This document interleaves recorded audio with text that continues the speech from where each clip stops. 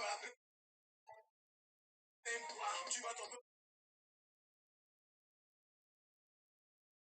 marcher, continent, c'est tout le Paris, allez-vous depuis les normes, tu veux perdre ton corps, parce que pareil, comme avec une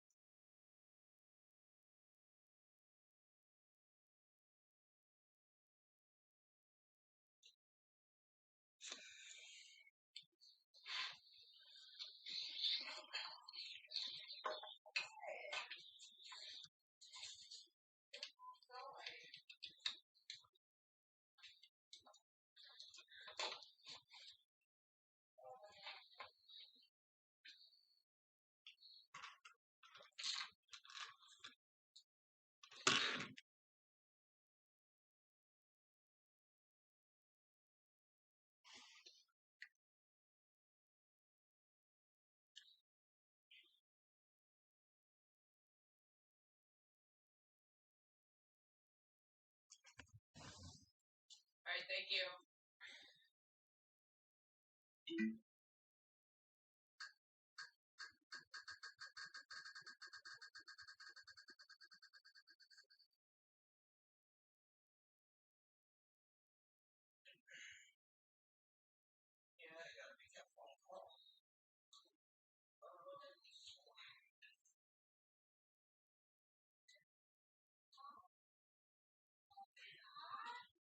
Surprises are great for parties, but for your work's digital security, not so much. With Dropbox's It's gonna copyright, so it's Ghostman, but we're gonna do Young Bio, you know what I mean? like external sharing reports, so you know exactly what's access to what. Alright, Dashboards to monitor the health of it's going, it's on. when it comes to digital security. No I got nothing else to say.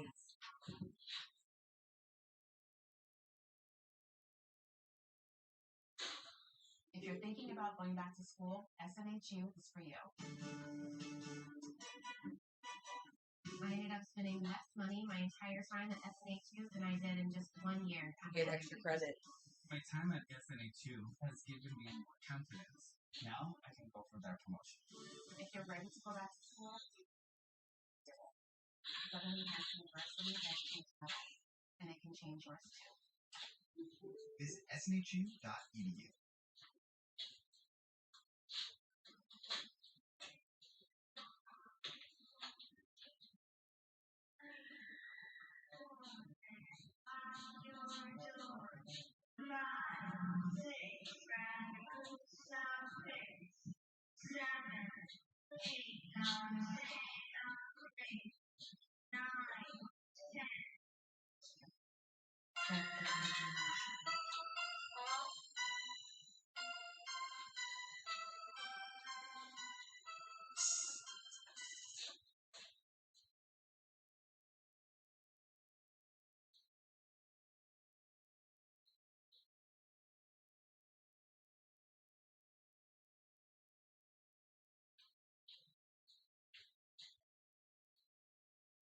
I love him so much. I love Ouija Max. He loves him too.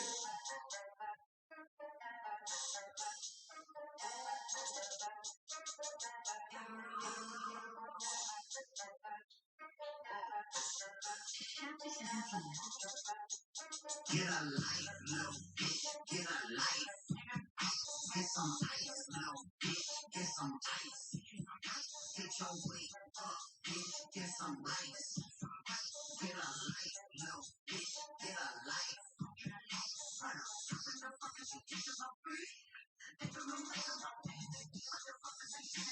With the melatonin.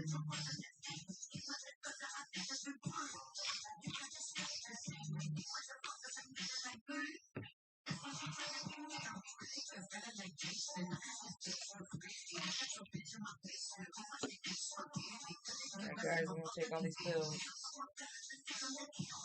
Dead ass.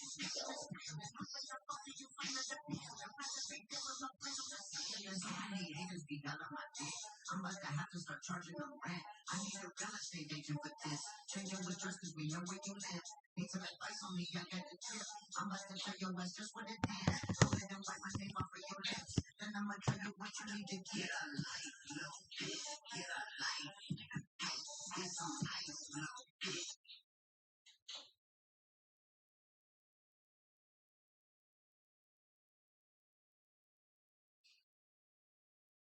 Laugh, but I'm like, Josh, you ate mushrooms.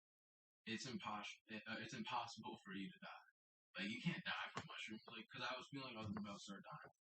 Well, as soon as I said that, and all my pride and arrogance saying that, I turned around and I heard God say, "Who says I can't stop your heart whenever I want?" And it was like, all of a sudden, it was like, the evil just filled the room. I started praying. I instantly knew, and we're an hour into this thing, and I instantly knew this thing just started. Like, this party just started, and I made a huge mistake. Well, Joshua, welcome back to 𝕯𝖚𝖘𝖌𝖚 Testimonies. We are so grateful to have you back. The first testimony that we recorded impacted a lot of people, which is so grateful that you're back. Before we continue to this next testimony that you wanted to share with the people, could you just very briefly share your salvation testimony for those who maybe don't know who you are, who haven't seen the first video? How did you come to surrender your life to Jesus? Well, my name is Josh. I'm 29. And, my testimony was essentially, I've had mental illness and addiction from a very young age.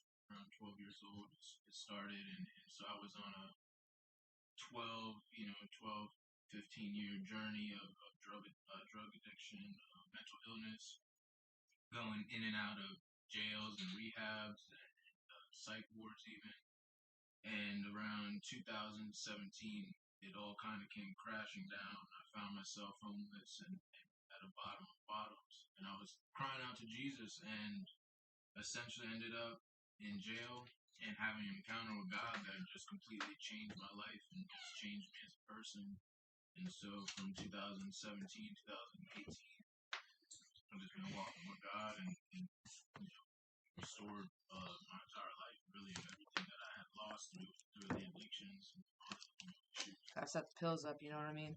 Yeah, well, for anybody who wants to see the entire testimony, the link of that testimony will be in the description down below, and it'll also be on the screen, so make sure you go and check out Joshua's full salvation testimony. Joshua, what is the testimony that you would like to share with us today?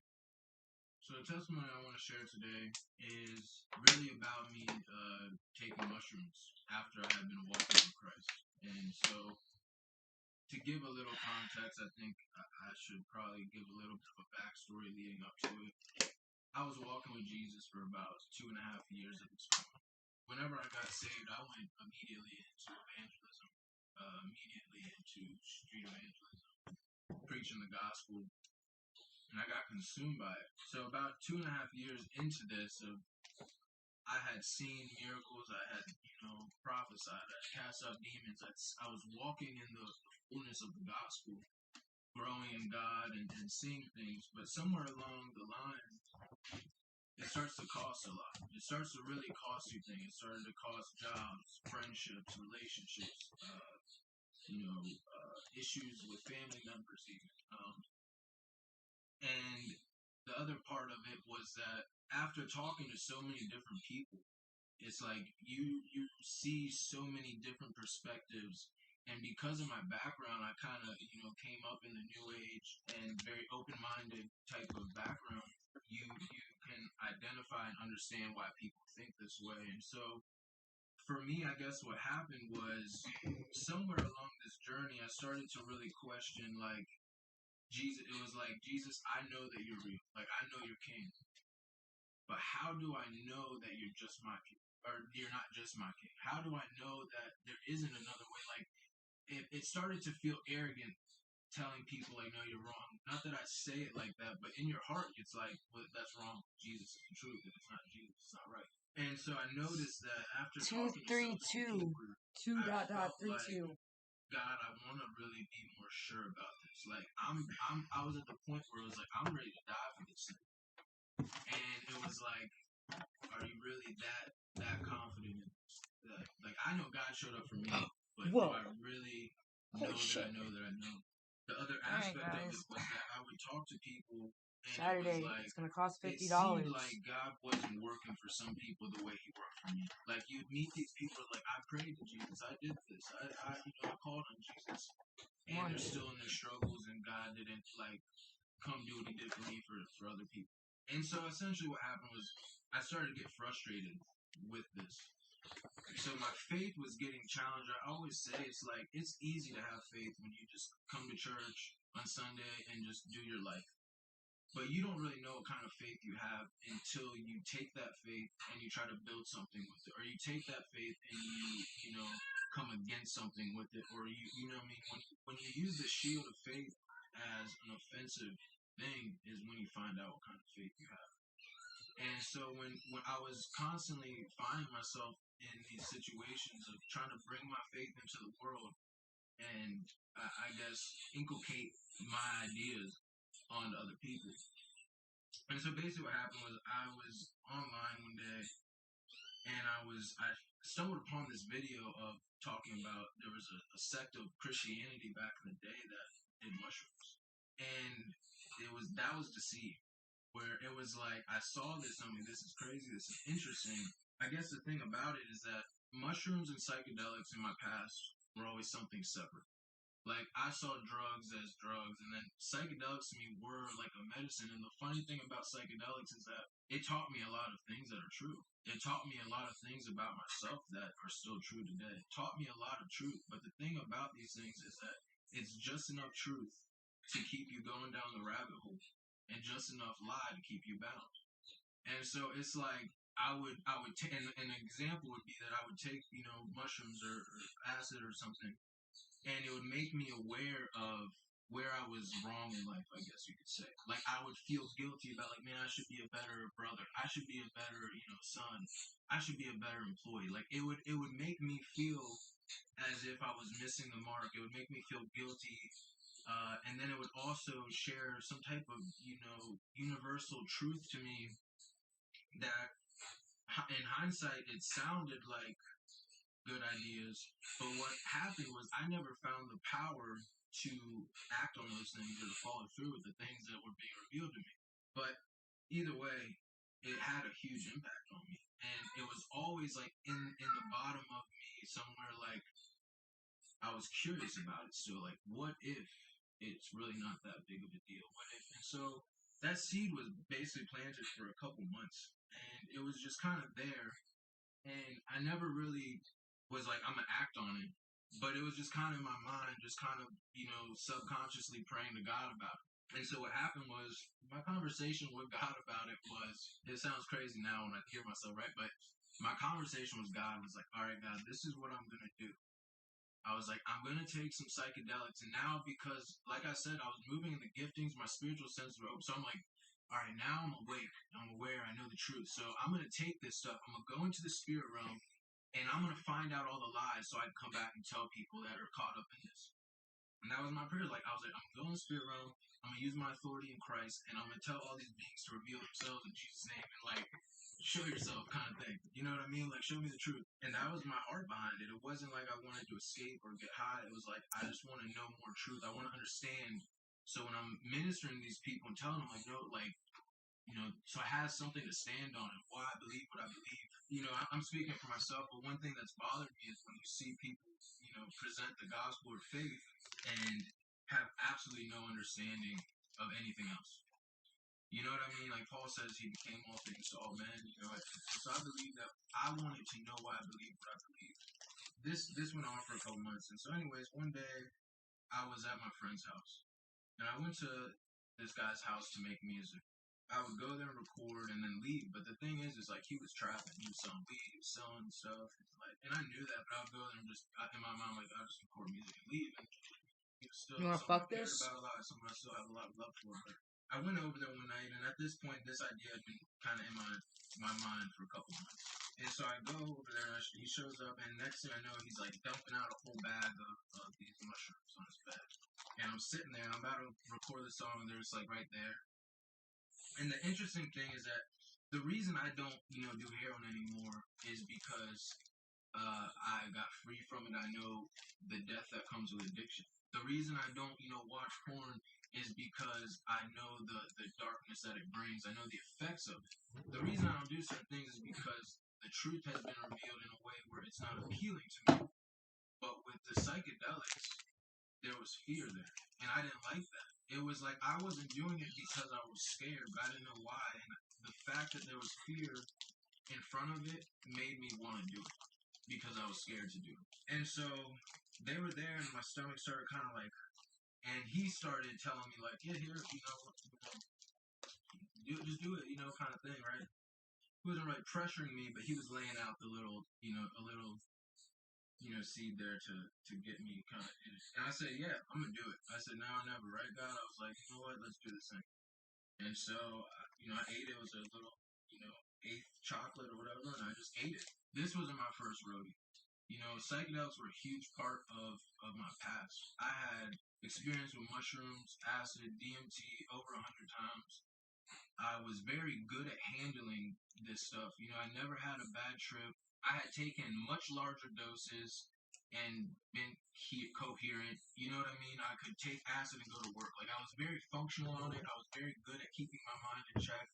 I could be, there was times I was involved with police or violent situations, and I could keep my mind. You know what I mean? Like my mind was very good with dealing with psychedelics. It wasn't like this was just my first time and I knew what I was getting into. Like I had done this, I knew what was real, I knew what was hallucinating, like I knew how this all worked. And so I take them and I'm sitting there and I'm like, let's go. I'm putting myself in a positive mindset. I'm like, yeah, it's a good time. And I start feeling this. There's like a little anxiety you start to get when you take mushrooms. Like you start feeling kind of, it's like anxious before you get into it.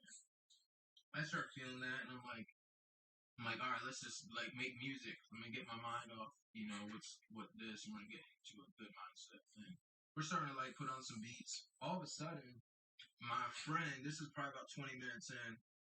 I'm feeling good. Like I'm in a good mindset and everything. My friend is like, hey, you want to go to the bar? These guys want to go. And I'm like, I'm looking. I'm like, no, man. Like I'm like, you think I want to go to the bar right now? Like, no, I'm staying here. So he's like, okay.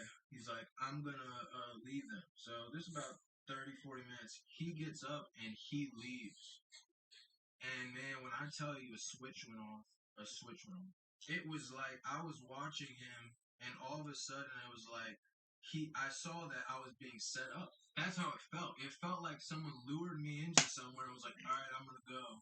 He didn't know this, but as soon as he's like, all right, I'm gonna leave, he walked out and darkness came in. And like I said, my spiritual senses were very aware of this. I was very sensitive to demonic presences and stuff like that. As soon as he walked out the room, it was like evil came in. And so I'm like, oh man, this is this is crazy. This is here. But I'm like, nah, I'm tripping. I'm gonna have a positive mindset. I know how to handle myself. Good. So I'm ignoring it. I'm enjoying it. My time there, but I'm like, I should probably leave here. Well, it didn't get better. It felt like, I could individually feel each presence coming in the room. It would be like a person walking in. I feel darkness surrounding me. And all of a sudden, my chest started to get like there was a pressure.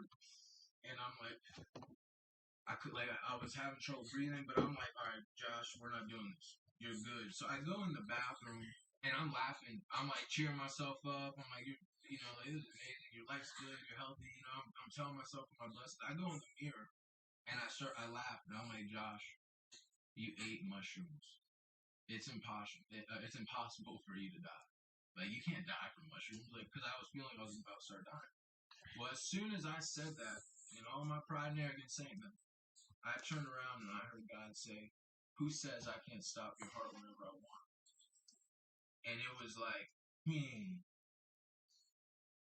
all of a sudden it was like the evil just filled the room. I started praying. I instantly knew, I mean, we're an hour into this thing, and I instantly knew this thing just started.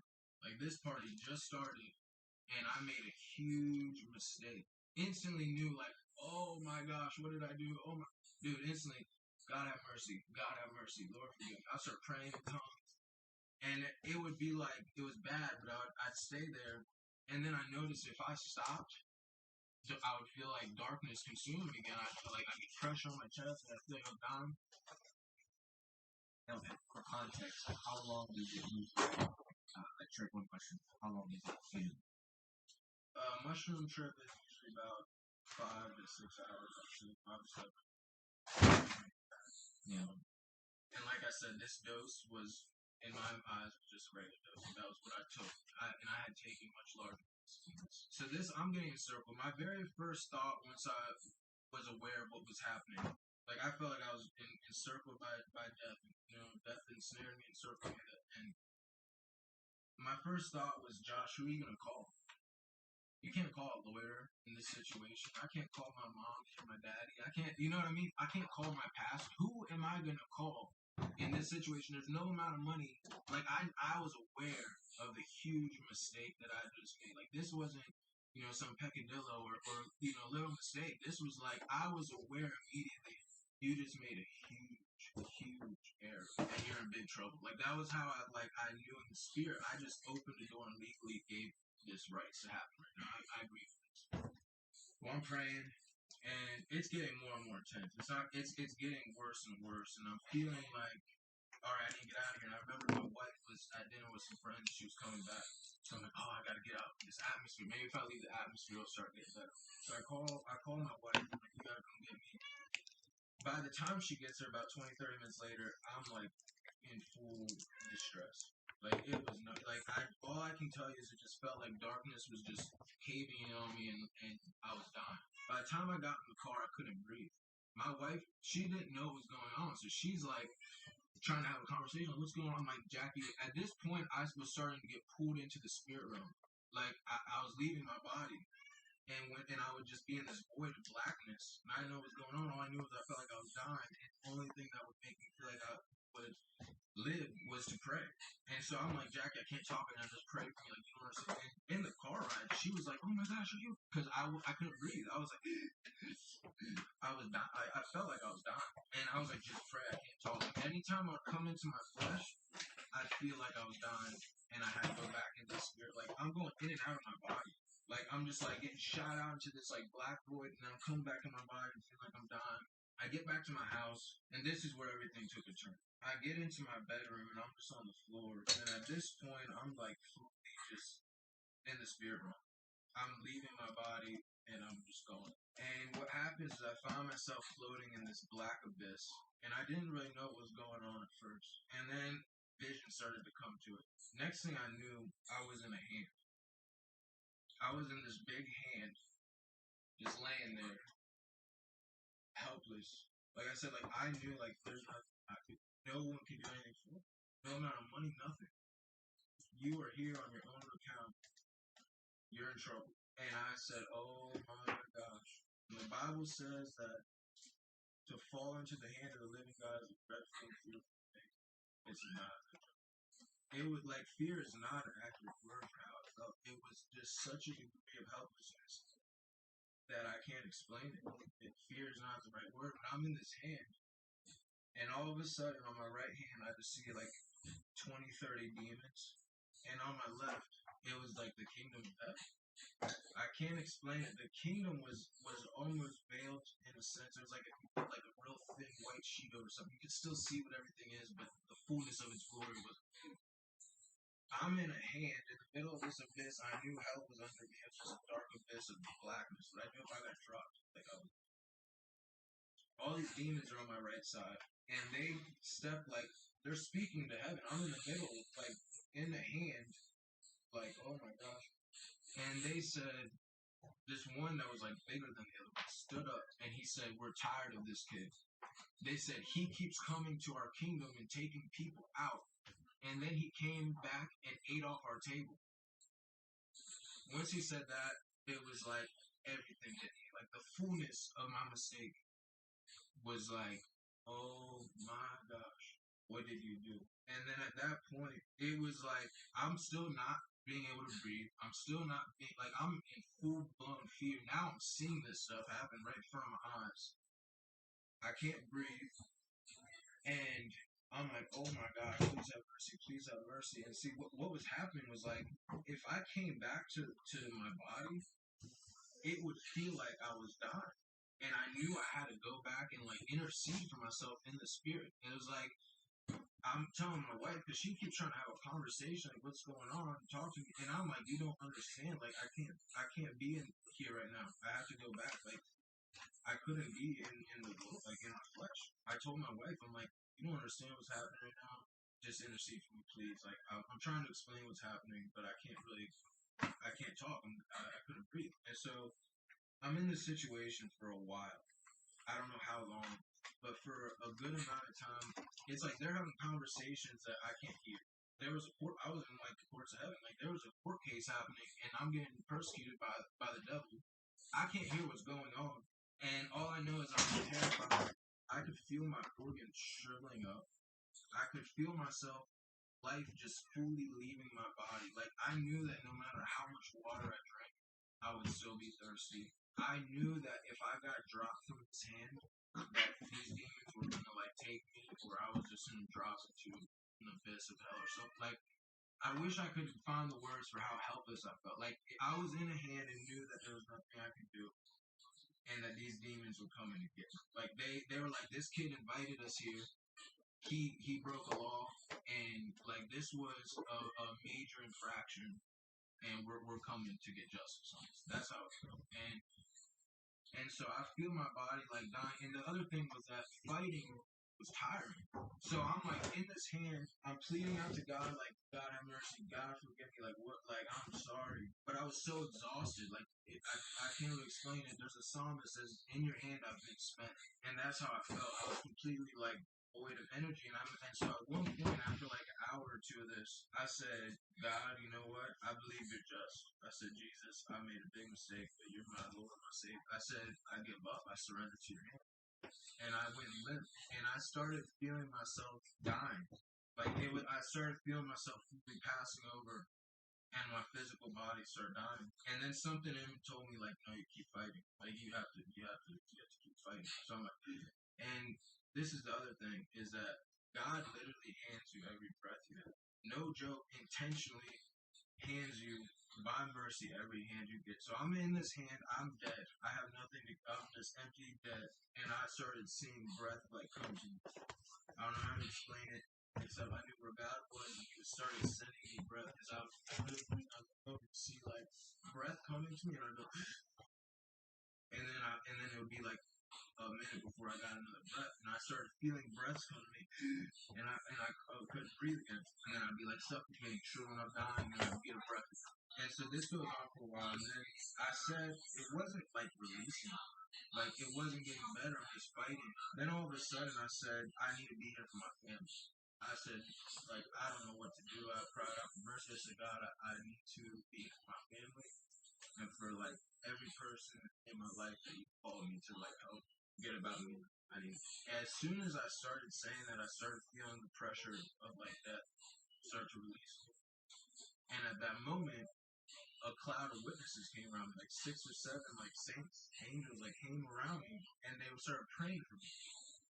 And I started feeling like hope, like because up until this point, I felt hopeless, dead, terrified. I started feeling like hope and life come back in me. And all of a sudden, it was like a shadow of a cross